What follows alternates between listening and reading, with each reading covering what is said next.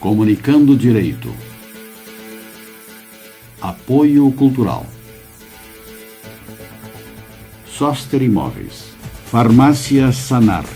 Santo Agostinho. Estamos entrando no ar com mais um programa da Confraria da Comunicação, Comunicando Direito, da nossa GESUL TV, canal 6 da NET. Lembrando aos nossos telespectadores que o nosso programa vai ao ar nas sextas-feiras às 21 horas, aos sábados às 20h30 e em representação às quintas-feiras às 13 horas. O nosso e-mail para que os telespectadores remetam suas perguntas e as suas dúvidas para serem esclarecidas comunicando direito, gmail.com. Hoje nós temos aqui o Dr. Felipe Carmona, que já é quase que patrimônio do programa, né? Já participa aí há vários anos, e o Dr. Aílio Júnior, que está recentemente começando a comparecer de forma rotineira. Então, e com as suas profícuas manifestações, e posições firmes e coerentes que engrandecem o nosso programa. Pessoal, eu queria abordar nesse primeiro aspecto aqui do nosso programa essa questão. Nós já discutimos semana passada a condenação do ex-presidente Lula, e essa semana veio uma decisão do juiz Sérgio Moro, atendendo, eu acho, um pedido do Ministério Público, bloqueando os bens do Lula. Foi bloqueado 3 apartamentos, 9,5 milhões do plano de previdência privada, mais 600 mil reais na conta bancária, e mais uns veículos. Parece que até um veículo que já tinha sido roubado, uma caminhonete F1000, que já tinha roubado há 10 anos atrás, etc. O que os colegas acharam desse bloqueio? Foi legal? Não foi? Que motivos teria levado o Sérgio Moro a decretar essa indisponibilidade desse patrimônio para garantir eventual ressarcimento aos cofres públicos, caso venha se confirmar a decisão de primeiro grau junto à segunda instância? Doutor Luiz, sempre um prazer estar aqui com os colegas, debatendo nesse espaço aí. Mas, em relação ao questionamento, o doutor há de convir que não se pode, antes de um trânsito julgado, ter uma decisão tão dilapidadora com relação ao patrimônio dos sujeitos, sem que haja um indício de prova. Eu acredito que, mais uma vez, o doutor Sérgio Moro, ele botou, como já dizia, a carruagem na frente dos bois e sorrateiramente agiu, de forma até obscura. Por quê?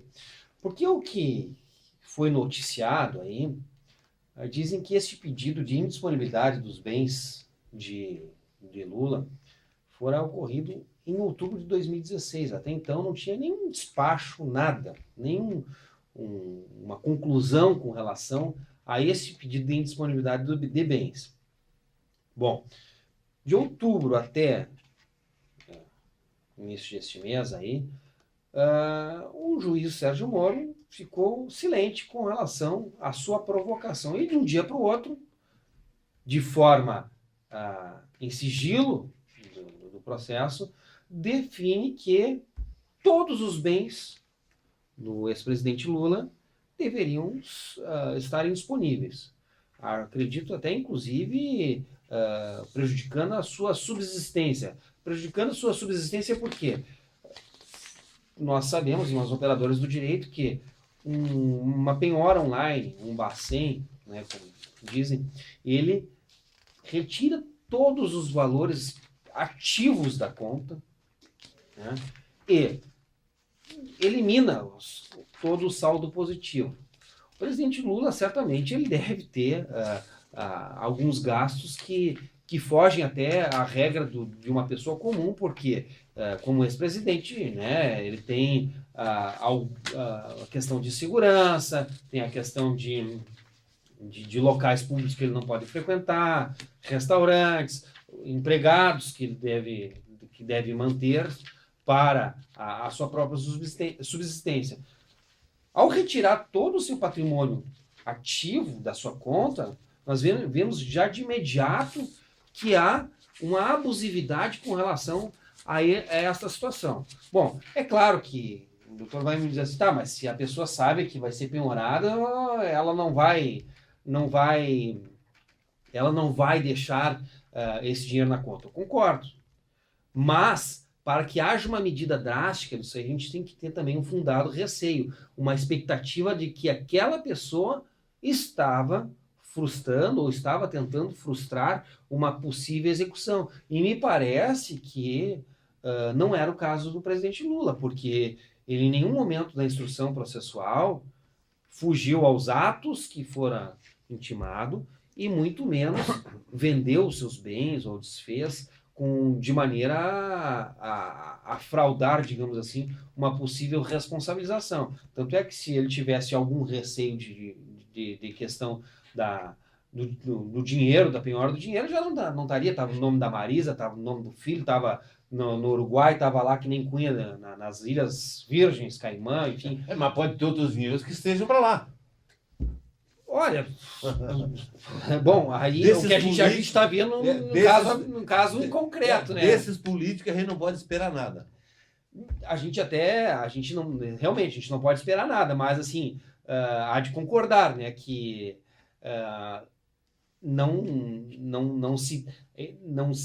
os bens que estavam na iminência ali de serem penhorados, todos eles eram do presidente Lula conquistados com o seu suor, com o seu trabalho. Então, desses bens que a gente está falando, se há outros bens que estão nas Ilhas Caimão, enfim, Ilhas Virgens, outros paraísos fiscais, eu acho que é uma questão de polícia internacional que aí sim deve se investigar. E aí sim, talvez o doutor Sérgio Moro pudesse, então, utilizar-se de meios mais drásticos para que realizasse essa indisponibilidade. Então, ao meu ver, assim, entendo que realmente foi uma medida drástica, abusiva e ilegal. Eu acredito que a defesa de Lula, neste caso, eu não sei qual o desfecho nisso, nessa questão aí, mas acho que pode ter um sucesso na recuperação, ou seja, na devolução desses bens aí. E aí, doutor Ali? Aí. Eu, com o devido respeito, eu não comungo nos meus entendimentos do doutor Felipe. Né? Eu entendo que isso é para que se resguarde ali a devolução do dinheiro aos cofres públicos. Né? A sentença fixou aí, são 16 milhões, né, a devolução, né, que vai ter que se devolver. E nós nos deparamos com uma expressiva monta, né, de patrimônio, de patrimônio financeiro principalmente. Né? Tem esse fundo de pensão aí que são 9,5 milhões, né? E 600 mil, tudo bem, é um valor, seria esse valor aí para que ele utilizasse aí para sua subsistência. Entretanto, esse valor eu acredito que deveria, até acredito que poderia ser desbloqueado. A subsistência dele, ele tem o salário de ex-presidente da República. Bom, mas ele teria, doutor, na verdade, assim, ele teria outros gastos, né? Até isso até ele concordo. Tem segurança fornecido pela presidência, ele tem todo um séquito que ampara o ex-presidente ter esse direito. Né? Então, o gasto dele não é tanto assim. Sim, eu até entendo nessa parte aí dos 600 mil reais, aí eu até entendo que ele poderia ser liberado. Entretanto, esse valor aí de 9 milhões e 500 mil reais de previdência privada, o valor, ele deveria ser mantido bloqueado, assim como os bens imóveis, porque ele não, né, eu não vejo prejuízo algum a manutenção até que se tem uma decisão com trânsito em julgado, né, se decida ali em última instância, eu não vejo prejuízo algum a ele, até mesmo que se for, né, declarado sua inocência, ao final lá vai ser desbloqueado, né, os bens ali, né, principalmente os bens imóveis, né, e também pode ser esse valor aí desbloqueado, esse valor expressivo aí de 9,5 milhões, né. Entretanto, só com essa questão aí dos 600 mil reais, eu entendo que esse valor é o valor dele, está ali no banco, né, e eu acho que teria como comprovar a origem, já esse outro valor vai ficar meio difícil, essa questão dos 9,5 milhões. Então esse é meu entendimento. O valor bloqueado ali, que estava em conta bancária, eu até acredito que possa ser, né, que ele não vai ser, esse valor não vai se desfazer, ele vai utilizar para ele mesmo. Agora o outro corre um sério risco, né, esse valor de 9,5 milhões, daqui a pouco ele aparece em outro lugar aí, e se tem um perigo aí que ele vá se desfazer desse patrimônio. Né? No meu entendimento, eu concordo com a posição do doutor Felipe, por fundamentos diversos. Por fundamentos diversos. E digo por quê.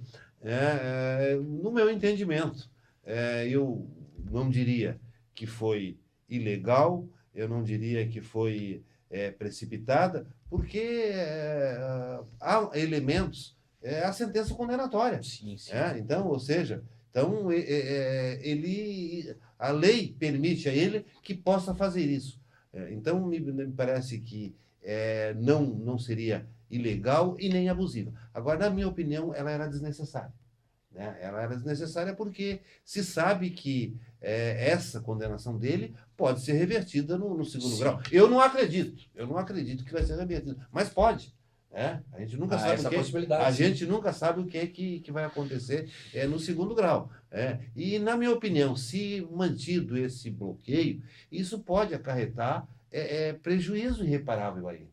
Porque ele não pode mais dispor daquele patrimônio enquanto Sim. não solucionar o segundo grau. Então, eu acho que essa decisão seria muito mais cabível depois da decisão do segundo grau, depois de confirmada a sentença. Aí sim. Só que a gente correria o risco aí de até essa decisão do segundo grau, se ele fosse se desfazer desse patrimônio, né? Correr o risco eu não acredito que o Lula, como uma figura pública, viesse a se desfazer desse patrimônio mas assim, com o intuito de se furtar a indenização. Sim, sim. O ressarcimento. Eu tenho muito medo dessa questão. Nós hoje vivemos numa situação de país democrático, do duplo grau de jurisdição, e que não há condenação sem um antes trânsito julgado. Ou seja, se presume a inocência de qualquer cidadão, desde que seja aquele que tenha cometido o crime mais hediondo, saiu daqui, vai ali na frente no prédio, mata alguém, cometeu o crime hediondo, presume-se a sua inocência, até aquele que cometeu um crime culposo. Bom, o Lula, ele foi, em primeira instância, o doutor Aloysio disse, condenado. Mas existe o duplo grau de jurisdição, ele está recorrendo dessa decisão e não há o trânsito julgado, ou seja, não há motivo algum para que haja o cumprimento de imediato. Ele não vai para a cadeia. Não há nenhum indício fervoroso de que há uma situação, como já disse, né, de dilapidar o patrimônio. E outra questão, que aí eu tenho que ressaltar, que esses 9,5 milhões não estavam na conta dele. Esses 9,5 milhões é de um plano de previdência privada junto ao Instituto Lula, não dele. Então houve já uma quebra patrimonial do presidente do Lula e também tornou indisponível o patrimônio da pessoa jurídica que é vinculado ao Lula. Então, assim, ou seja, a decisão ela foi envolvendo uma situação muito maior do que acredito que poderia envolver. Doutor Júlio, há de convir que 9,5 milhões eu tenho previdência privada. A minha privada lá está em 60, 70 mil, meu plano. O do Lula está em 9,5 milhões. E eu trabalho há 30 anos. Mas, doutor Aloysio, tudo bem, eu até concordo. Não acho que é muito dinheiro. Não quero fazer uma comparativa em questão de valores.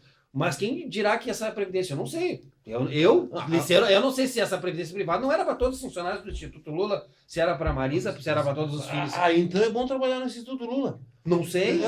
Tendo uma previdência privada. Bom, aí então para isso a gente investiga, a gente não sai. Não, o cara cometeu um indício e tal, nós vamos chegar, vamos dar pau nele, depois a gente vai. Chama a atenção esse plano milionário de previdência, 9 milhões. É dinheiro para mandar embora. Olha, é dinheiro para. Não é pouco dinheiro, eu concordo com o Luiz. É dinheiro que uma pessoa tendo esse dinheiro na mão não precisa mais trabalhar o resto da vida. Mas eu não entendo como seria a questão do plano de previdência privada, como é que seria os aportes, enfim, como é que seria o cálculo, né, que é um cálculo todo autorial, na verdade, né, para saber quando seria aposentado. Mas se ele depositasse, por exemplo, 40 mil reais, que é um valor que é um salário do presidente da República, eu acho que poderia ser. Será? Aí vem a minha dúvida, né? Isso é uma coisa obscura. Será que ele não resolveu aplicar no plano de previdência privada? Porque tem aquele entendimento que é empenhorável.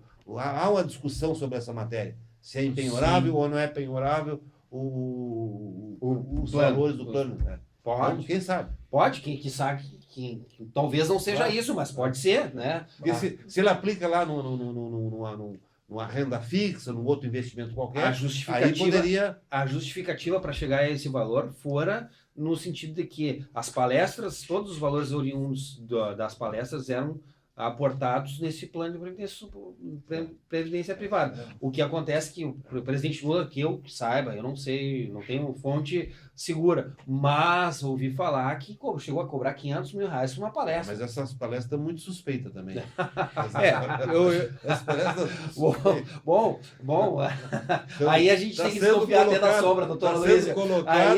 O doutor Luísa desconfia até da sombra. Mas de uma coisa nós deveríamos estar certos, a origem desses recursos aí, ela é obscura, né?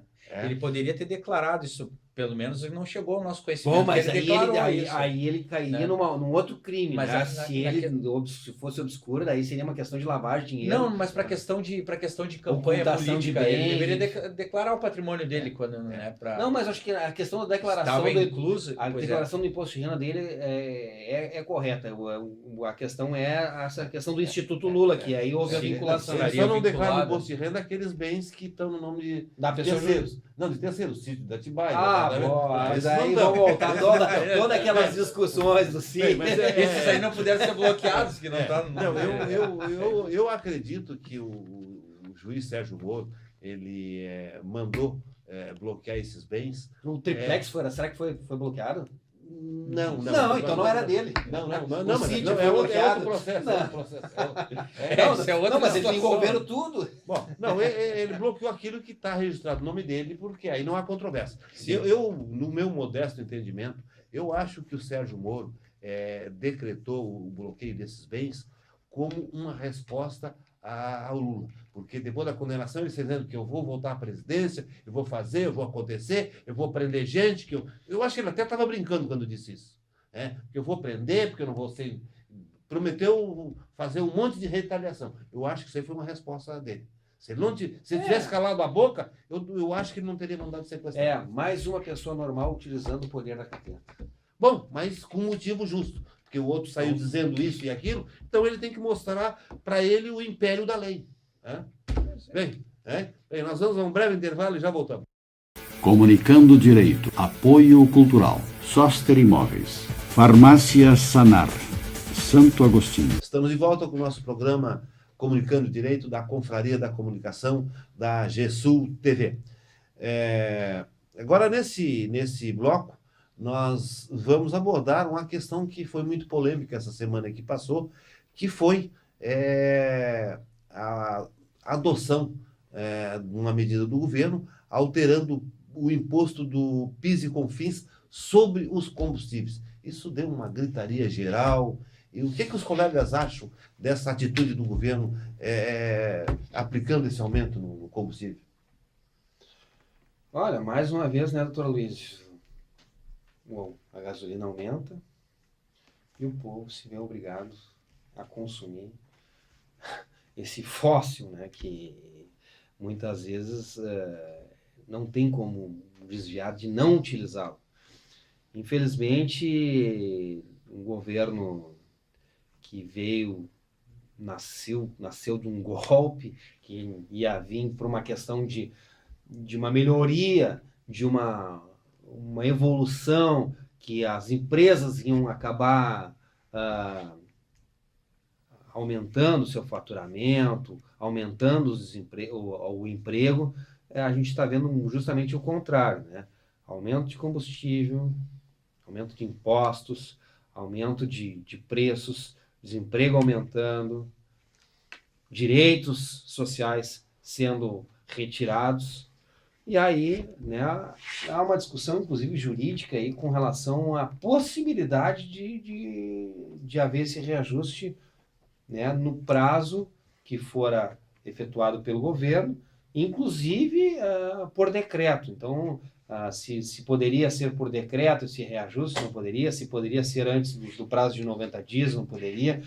Há uma discussão jurídica. Então, há uma situação muito complexa aí que o governo do presidente Temer tem fazendo, que vem realmente prejudicando milhares de brasileiros, e o povo, né, realmente, ao invés de ir para as ruas, vai mais uma vez ficar calado, não vai bater panela como antes bateu lá quando foi os reajustes 20 centavos da gasolina, e vai refletir no transporte público, vai refletir para a dona de casa que vai comprar os seus utensílios domésticos, vai refletir nas mensalidades escolares, e aí vai uma relação em cadeia enorme. Eu acho que realmente é revoltante, mais uma vez, esse reajuste da gasolina. Segundo este ano, em um valor altíssimo.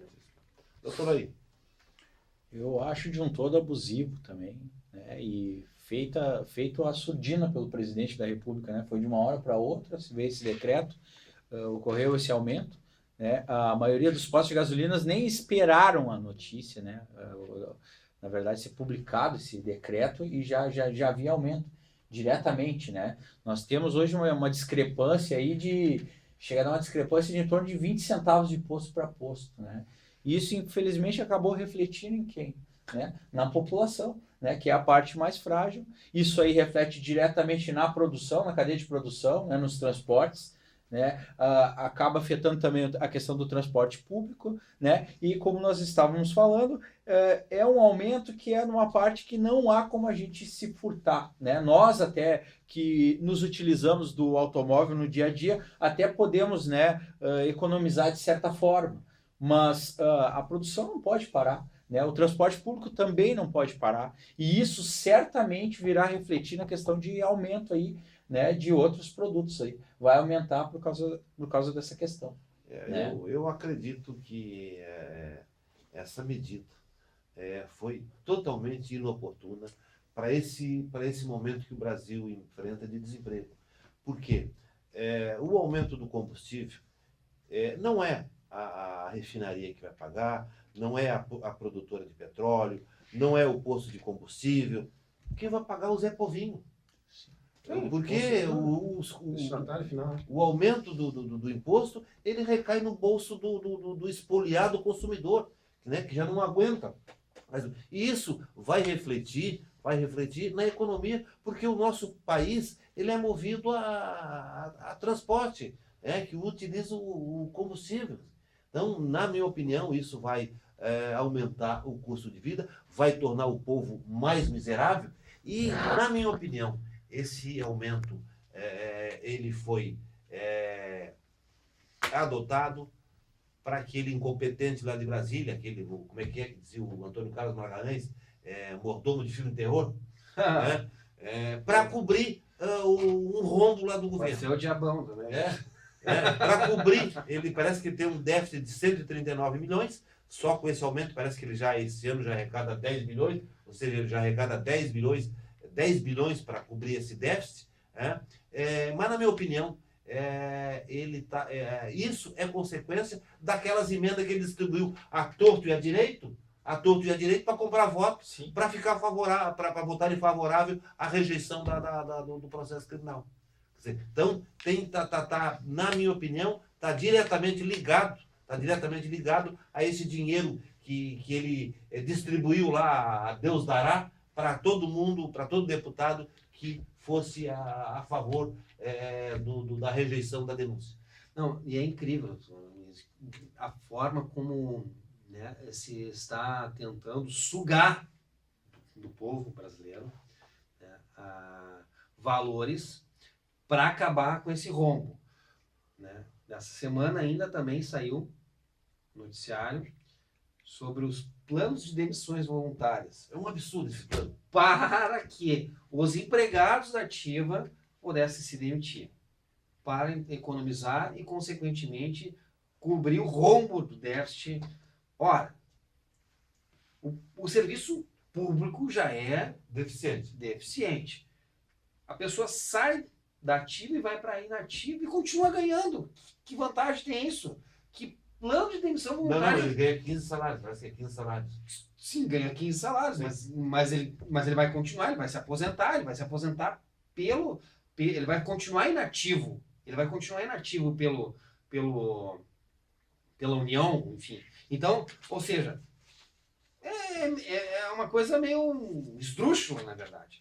Mas, enfim, nós tivemos uma decisão do Distrito Federal com relação a esse aumento que questionava esse reajuste, né? Um juiz da 20ª Vara do Distrito Federal que diz que realmente esse reajuste ele foi abusivo e ilegal. Por quê? Por 2 fundamentos. Porque não se aumenta PIS e COFINS por decreto, e somente por lei. E tem que obedecer o princípio da anterioridade, que, neste caso, tem que ter no mínimo 90 dias. Existem tributos que eles são intervencionistas, ou seja, o governo pode aumentar ou diminuir a qualquer momento para decreto para proteger determinada bem consumível, por exemplo, determinada região, ou até um produto nacional, no caso de imposto de exportação ou importação, no caso. Eles são impostos, né, são tributos que eles não precisam obedecer esse princípio da anterioridade. Mas o PIS e COFINS ele tem que ter, segundo os maiores tributaristas deste país, dizem que este tributo tem que obedecer aos 90 dias. E no caso do Temer, não foi obedecido. Então, por isso, né, foi concedida uma liminar para caçar esse reajuste. Até quando, Tom? Até hoje à meia-noite. Até quando eu não Até sei. hoje à meia-noite. Porque o lobby é grande, né? E aí, doutor Ari?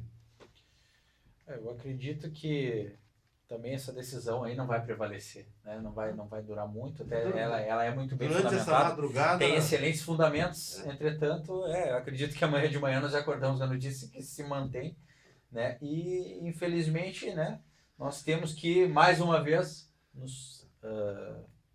O bom disso tudo é o seguinte, né? O bom, na verdade, pro cara do poço, né? Porque quando aumenta, ele aumenta rapidinho, Sim, né? vai lá. Ele compra... Até o estoque. Ele compra o estoque lá no preço antigo e já aumenta rapidinho. Agora, né? na hora Mas o Procon tá fiscalizando isso aí. Dizendo que ele só possa aumentar depois que ele mostre que já comprou a gasolina com preço novo. Mas o cara tem uma rede de 50 postos, mas olha aqui, eu comprei lá. Mas, doutor, eu já circulei por várias regiões da cidade e eu não vi nada. Eu não baixo de R$13,99 o litro. Eu não cheguei a ver mais baixo. Talvez, eu não sei, mais aqui para a região metropolitana. Isso é uma outra coisa que eu não estudei a fundo essa situação.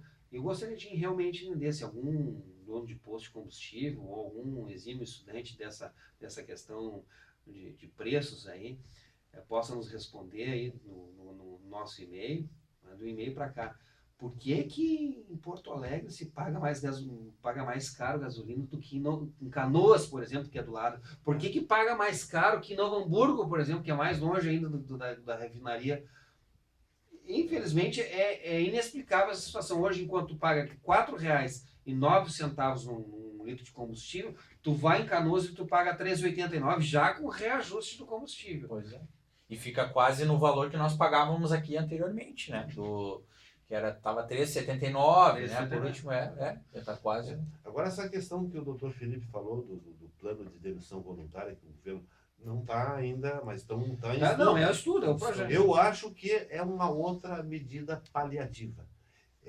Paliativa e, inclusive, nociva aos interesses da própria administração pública. Lógico. Porque, na verdade, doutor Felipe, o plano é de demissão. O funcionário pede demissão e ganha 15 salários... 1,3, na verdade. Por cada ano. Isso, por 1,3 ou 1,5. E tem também uma outra coisa que ele também pode... Ela tem uma outra opção, que ele pode reduzir a carga horária, reduzindo também o salário.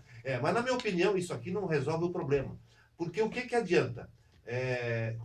Demitir o servidor, fazer a demissão voluntária, e depois tu vai ter que contratar um outro, mais adiante. Sim, mas daí concurso público, hoje já há um déficit enorme com relação a isso aí. Exatamente isso. Ou seja, Então, é uma medida inócua, porque teve há muito tempo atrás, aqui, há pouco tempo, um PDV aqui no Rio Grande do Sul, que eu tinha 3 ou 4 amigos policiais que tinham 15 anos de polícia, pegaram o PDV e foram advogar. Eles eram advogados, Sim. pegaram o PDV e foram advogar. Aí o que acontece? O Estado pagou 15 salários mínimos, 15 salários como indenização, então o Estado perdeu um policial militar, um policial civil, aí o que acontece? Ele vai ter que preparar um outro. Quanto é o custo disso? Aquele que saiu já estava preparado, né? Já fez academia, já tinha experiência policial. Aí o que acontece? Ele vai contratar um novo, que vai ter que ensinar, vai levar um ano para... Ele vai ter prejuízo. Todo o custo que ele vai ter com a Então, preparação desse servidor, eu até acho que o PDV ele seria até viável numa atividade em que há excedente de funcionário. Bom, lá no Ministério tal, tem funcionário excedente, está sobrando funcionário. Aí então, adota aquele... Na verdade, nós não temos isso, né? Hoje, até tivemos uma reunião aí com o ministro Lacerda, que é corregedor-geral da Justiça do Trabalho, e nós, advogados, estávamos reclamando que agora houve uma questão do J1 e J2, que há um déficit de servidores, porque eles foram deslocados para assessorar juízes, enfim, que é correto, perfeitamente, só que tem que haver uma recolocação dessa situação.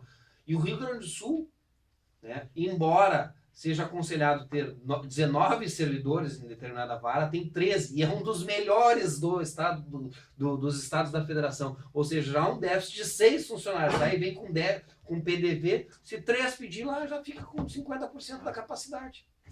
E aí depois vai ter que fazer um concurso para contratar mais. Quer dizer, gasta dinheiro pagando a indenização e depois gasta dinheiro para formar,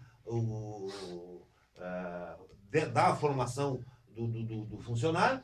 A experiência que ele tem. A experiência, exatamente. Não. Tu troca um funcionário experiente por um inexperiente. Quer dizer, então, na verdade, isso gera encargos e não despesa, esse tal de PDV.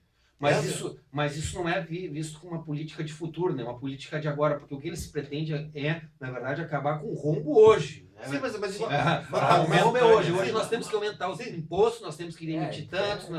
Isso. Mas pagando 15 salários, ou 13, que o doutor falou, pagando 13 ou 15, você está pagando um ano adiantado. Quer dizer, então é uma economia para o futuro. Quer dizer, e o nosso problema é agora. Sim. O nosso déficit é agora. Então, isso é uma medida assim, talvez a médio prazo. Eu acho que ela, quem inventa esse PDV para mim, é burro. Está tentando tapar o sol com a peneira. Está tentando tapar o sol com a peneira.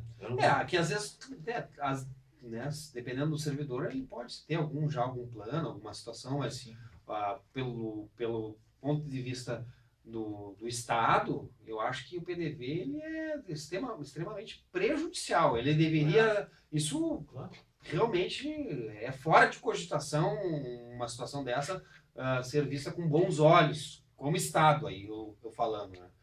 Porque tu vai ficar com ele...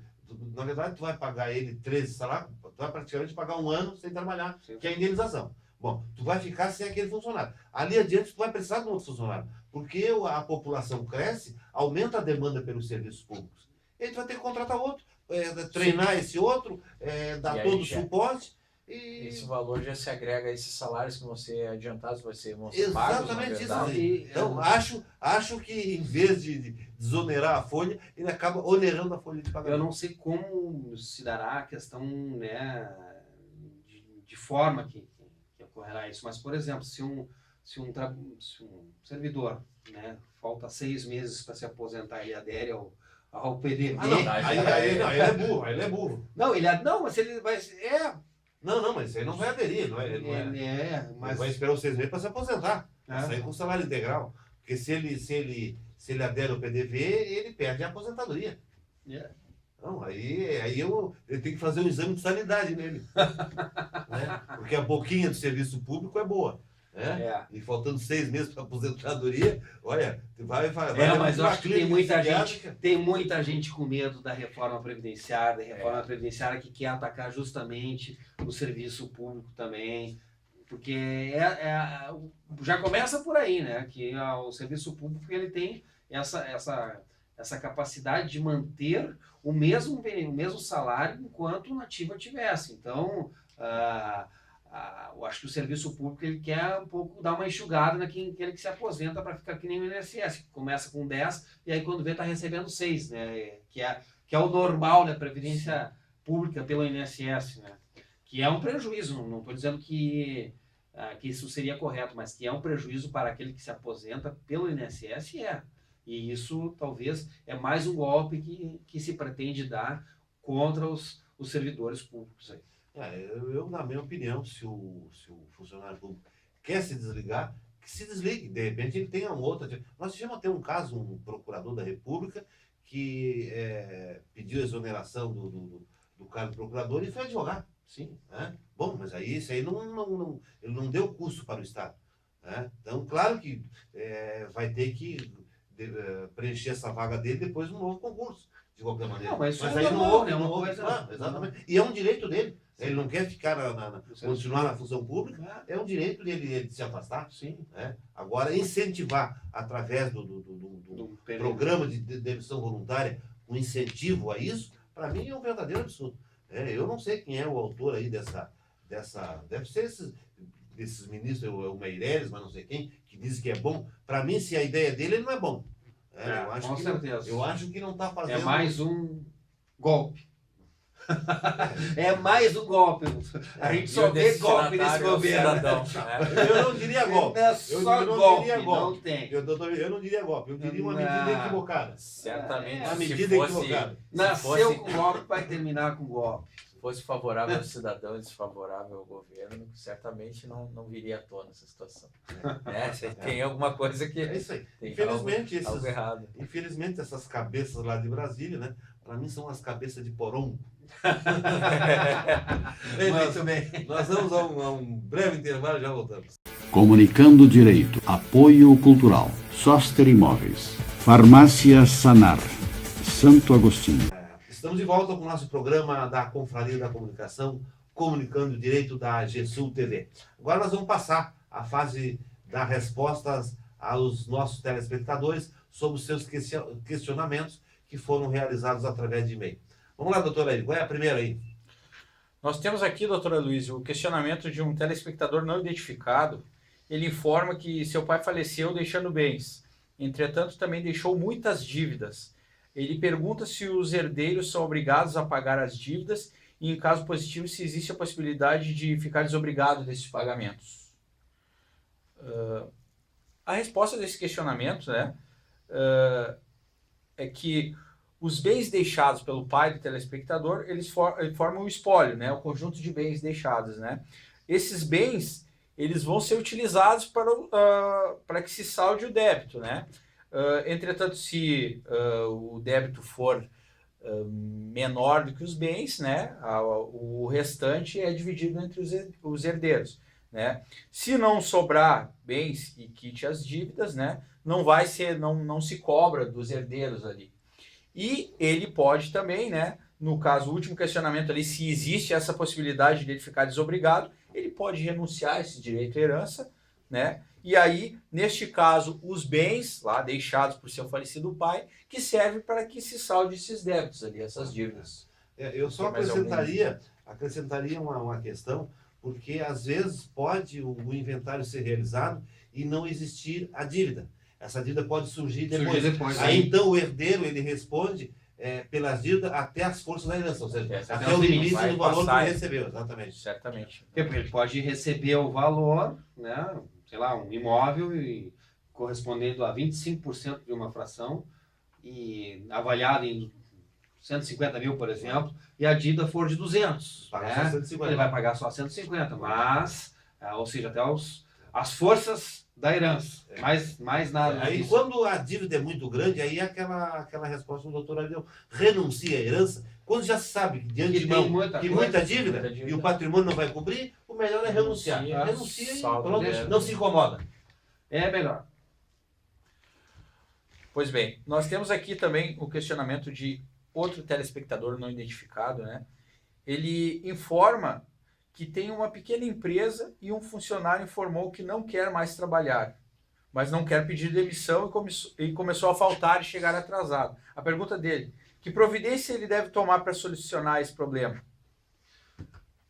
Doutor Air, realmente essa é uma situação até bem frequente, né, na questão entre empregados e empregadores, né? O empregado chega lá, eu quero fazer um acordo, digamos assim. Acordo, a gente, hoje, na atual legislação, tá, não existe. Então, ou o empregado pede demissão, ou ele é despedido pela empresa.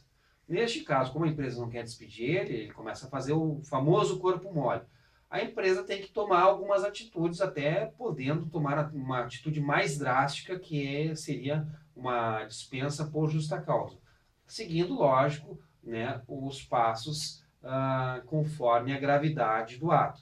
Por exemplo, o atraso, a falta, a indisciplina dentro do trabalho, todos estes atos eles podem ser com uma advertência verbal, uma advertência por escrito, uma suspensão e ainda, se continuar, se persistir os atos do empregado com relação à empresa, a demissão, então, por justa causa, que é, digamos, uma medida mais drástica aplicada para a empresa em razão da falta de bilateralidade do contrato, ou seja, o empregado não está cumprindo com as suas funções perante o empregador, né? Ele recebe para trabalhar, tem que cumprir desempenhar as suas atividades. Então, é por aí. O empregador ele tem que tomar algumas medidas, né, de advertência, pode ser uma advertência verbal, formal depois, uma advertência por escrito, uma suspensão e aí, se for o caso, até uma suspensão. Esses seriam os passos, né, no caso de uma rescisão por justa causa, já que o empregado não quer mais cumprir as atividades. Isso é muito comum, porque o empregado, às vezes, é rotineiro. Ele não quer pedir demissão e começa a forçar a demissão. Aí o empregador tem que tomar essas atitudes. Né? Eu já vi, inclusive, decisões, doutora Luísa, que esse famoso corpo mole, dependendo, eu estou falando uma linguagem mais didática, né? Dependendo da situação que o empregado desempenha as suas atividades e que possam prejudicar o bom andamento, ele pode sim ser condenado, né, em reparação de danos, pode ser dano material e dano moral, né, pelos prejuízos que fez contra a empresa. Ele pode até danificar alguns produtos de forma proposital. Pode. É isso aí. Pois bem, vamos ao próximo questionamento. Nós temos aqui uma pergunta do senhor João das Neves. Tá? Ele informa que tem direito à restituição de imposto de renda pessoa física nos últimos 5 anos. Entretanto, o contador informou a ele que a conta o contador não informou a conta bancária para que fossem depositados os valores e o telespectador nunca procurou saber da restituição. O questionamento dele: como ele pode reaver da Receita Federal o seu imposto de renda? Isso aqui acontece porque atualmente a pessoa, quando tem direito à restituição do imposto de renda, ele informa na sua declaração o número de uma conta bancária, uma agência em nome dele, e a Receita Federal, então, depois de processada a declaração, credita o valor da restituição nessa conta bancária. Quando a pessoa não fornece a conta bancária, a Receita Federal encaminha essa restituição para uma instituição bancária que, via de regra, é o Banco do Brasil. Só que antigamente a Receita Federal encaminhava a restituição para o banco e comunicava o contribuinte. Aí o contribuinte lá comparecia. Agora não, o contribuinte tem que ir atrás. Ele tem que verificar no site da Receita para ver se está liberado o seu crédito e então lá comparecer e receber. A Receita então remete, nessas situações, quando o contribuinte não informou a conta bancária, remete a restituição para o banco e depois, como ele não é procurado, o banco retorna, devolve esse dinheiro para a Receita Federal e fica lá nos cofres da Receita. Então, aqui nesse caso, ele diz que durante 5 anos aconteceu isso. O imposto de renda dele a ser restituído foi devolvido pelo banco para a Receita Federal. Nessa hipótese, a coisa se resolve de uma forma até muito simples. Entrando no próprio site da Receita Federal, se clica ali no ano em que ele tem direito à restituição, ele se habilita ao recebimento através do fornecimento de uma conta, agência e que seja dele, então a Receita processa e acredita, então, essa restituição. Aqui ele fala de 5 anos. Né? Se a Receita não restituir, via de regra, ela restitui porque ela reconhece, quando ela remete o dinheiro para o banco, ela reconhece aquele direito. Né? Então, através do próprio site da Receita Federal, ele se habilita e aí então a Receita faz o depósito na conta, inclusive com a correção monetária de todo o período.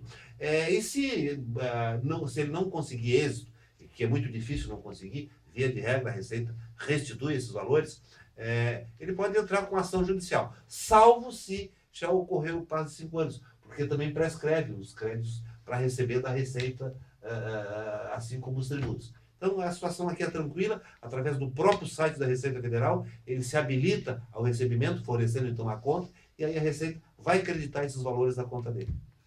Perfeitamente. Aproveitando o ensejo da questão tributária, doutor Aloysio, tem mais um questionamento aqui de um telespectador não identificado, que ele pergunta se é verdade que todo o tributo prescreve em 5 anos e não pode ser mais ser cobrado.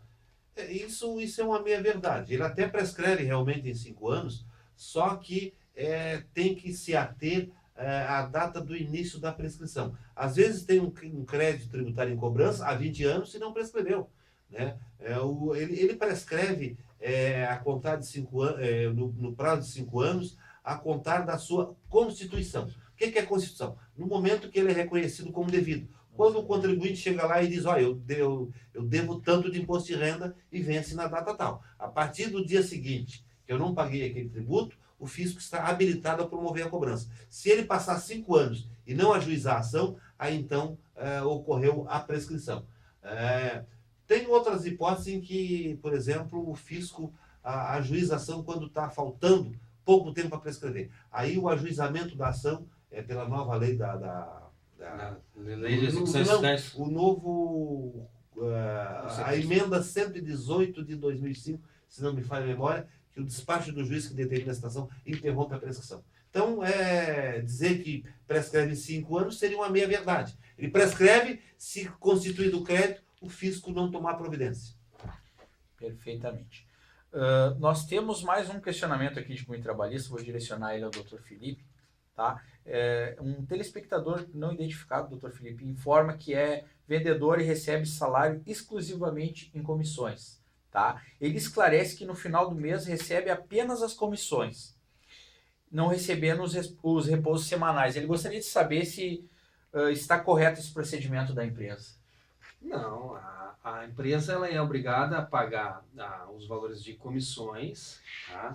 E calcular sobre o montante, a média das comissões, o repouso semanal remunerado, que na verdade é o domingo, ou né, o domingo não trabalhado, ou o repouso, como já diz o próprio nome. Que ele tem uma forma de cálculo, tá, específica, agora não Acho que é um sexto, uma coisa assim. eu não vou te dizer, parecido. eu não vou, admito que não me recordo o número do decreto que institui o repouso semanal remunerado, mas ele tem de aproximadamente 1/6 daqueles valores que tu recebe. Então, ou seja, dentro dos valores que tu ganha, tu tem que receber mais um valorzinho que significa esse repouso semanal remunerado. Então, o pagamento só por comissões, ele é, além de ser prejudicial, ele está equivocado. E eu acho justíssimo essa obrigação de pagar, porque no domingo, no dia do repouso que ele não está trabalhando, ele não está vendendo. Exato. Né? E como ele recebe suas comissões, ele estaria descansando sem nada ganhar. Então ele não estaria tendo o seu direito ao repouso semanal remunerado. Né? E acaba, né, daqui um pouquinho é uma questão de legalidade. Então ele começa a trabalhar direto para poder vender. Né? E a empresa é obrigada a dar o descanso, porque é uma questão de lei também, né? Pelo menos um dia na semana, né? Preferencialmente um domingo ao mês, tenha um descanso, né? Para que se recomponha as energias deste trabalhador. E se isso acontecer, dá o dano moral existencial. Pois é, que é o dano que decorre que prejudica a convivência familiar e que é obstaculizado pelo trabalho. Ele vai trabalhar de segunda a segunda, não vai ter momento de lazer. Agora, a questão com a reforma trabalhista, nós vamos ter o limite de jornada aumentado, né, de até 12 horas por dia. Então, é um pouquinho... Mas como hora extra, né? Não, o limite antes, né? Sim, mas para compensar... Compensar, claro, tem a compensação no limite semanal de 44, mas antes... Na verdade, isso tem uma questão dos vigilantes, porque havia uma discussão com relação aos vigilantes, aos enfermeiros, se era uma jornada lícita ou ilícita, em razão de que a própria CLT determina que a jornada é de 8 horas diárias, podendo ser prorrogadas por mais 2 horas, né, de horas extraordinárias. Então, diante dessa situação e até a própria Constituição Federal não recepcionava essa jornada de 12 horas. Então agora a CLT ela já aplica assim, essa questão de 12 horas, lógico, né, observando ali, ainda estamos na vacatio legis, né, 120 dias, dessa questão de 12 horas por dia e 44 semanais. Neste caso, não teremos aí o dano existencial, exceto se ele trabalhar 12 horas por dia, 7 horas por semana, né, 7 dias por semana, daí é realmente desgastante. Inclusive, isso até... Mas os advogados trabalham. Os advogados trabalham até 16 horas por dia, né? Mas de repente ele pode tirar uma semana de folga. Tem isso, né? Tem as compensações. Tem as compensações, né? Temos mais um questionamento aqui, então, né, de um telespectador não identificado. Ele informa que está sendo acionado por intermédio de uma ação de investigação de paternidade. O questionamento dele é que se ele corre o risco de ser condenado sem ser o pai da criança. Pois bem, nessa situação aqui, né, nós temos um processo judicial. Nesse processo judicial é oferecido contraditório e ampla defesa, né? Após ele tomar ciência desse processo, ele vai poder se defender. E neste caso nós temos uma prova, uma espécie de prova, que é a prova pericial, que seria um exame de DNA, né? Através desse exame que vai se constatar se ele é pai ou não da criança, né? Colhido o material dele, enfim, da criança. E neste caso ele não há como ser condenado, né? Não corre o risco de ser condenado sem ser o pai da criança.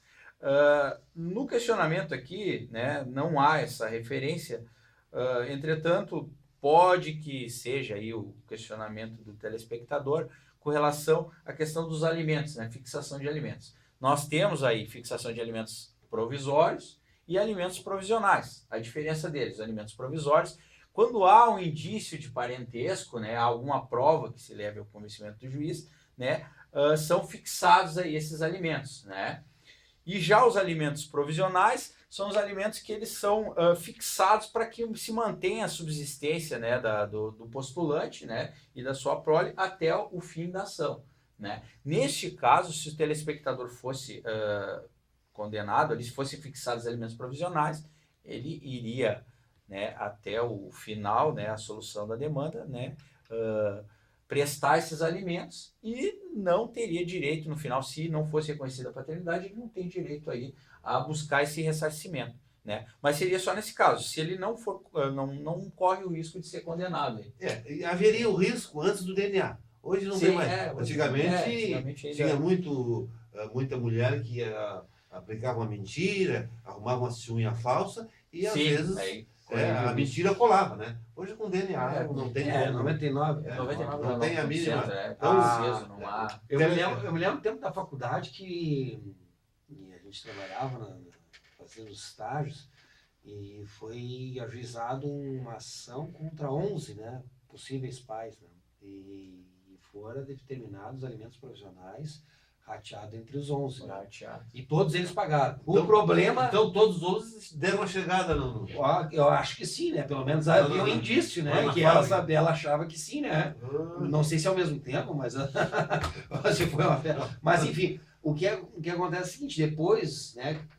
Desses 11, um era de fato o pai, né? Aqueles que pagaram durante todo aquele período, pagou, né? Alimentos não se repetem, né? Eles... Pagou. Quem manda são consumíveis. Quem manda eles querer fornicar? Azar deles.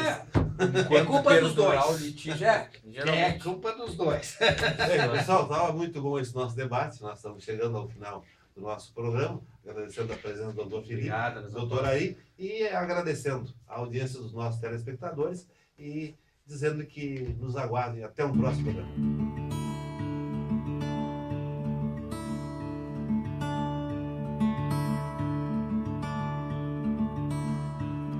Hey, Mr. Tambourine Man, play a song for me.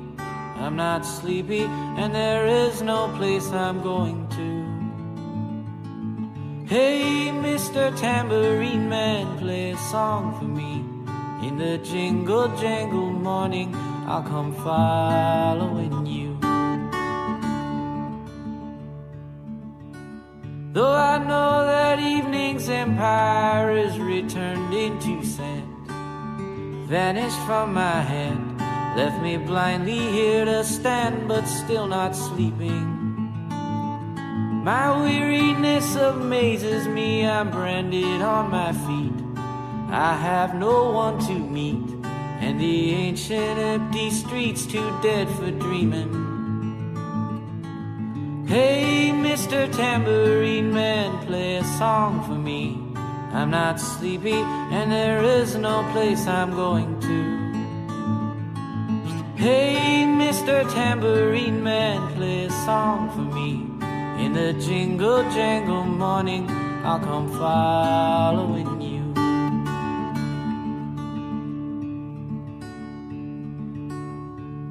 Take me on a trip upon your magic swirling ship. My senses have been stripped, my hands can't feel the grip, my toes too numb to step. Wait only for my boot heels to be wandering. I'm ready to go anywhere, I'm ready for to fade into my own parade. Cast your dancing spell my way, I promise to go under it. Hey,